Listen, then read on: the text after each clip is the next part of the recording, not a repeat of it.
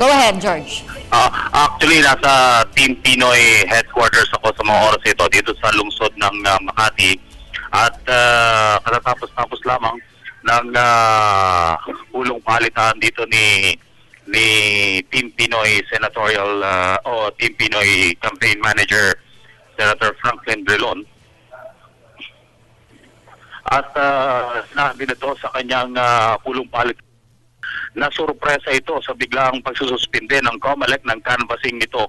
Bukas na kasi ng alas 10 ng umaga magsisimula muli ang bilangan ng Commission on Elections, pero sa partial unofficial results ng Parish Pastoral Council for Responsible Voting na naitelecast na sa mga TV reports ay halos lahat ng mga senatorial candidates ng Team Pinoy ay pasok sa Magic 12. At bagamat sa initial electronically transmitted election results ng poll watchdog, ay sinabi nitong si Drilon na maaga pa raw para magkomento ang Team Pinoy. Nangako ito na bibigyan ng komprehensibong update ang media oras na matanggap na nila o mabilang ang kanilang kopya ng canvass votes bilang majority party na entitled sa third copy. Umaasa itong si Drilon na matapos ang 2 araw mula sa araw ng eleksyon, tuluyan ng may poproklama ang mga nanalong 12 senador at umaasa ito na matutupad nga ang kahilingan ng Pangulo na magkaroon ng 12-0 pabor para sa Team Pinoy.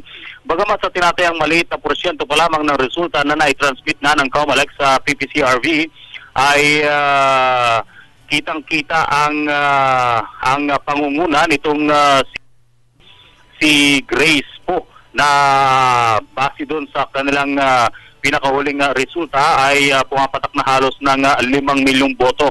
Sumunod itong si Lauren Legarda, Chis Escudero, Alan Peter Cayetano, Nancy Binay ng Team Una at Edgardo Angara sa top 6. Samantalang gayon sila Bam Aquino, Coco Pimentel, Antonio Trillanes, JV Ejercito, Cynthia Villar at Gringo Unasan na bumubuo sa Magic 12.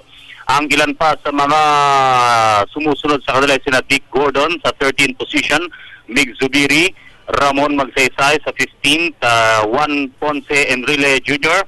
at Risa Ontiveros, gayon rin si Edward Hagedorn mula 13 hanggang 18th position.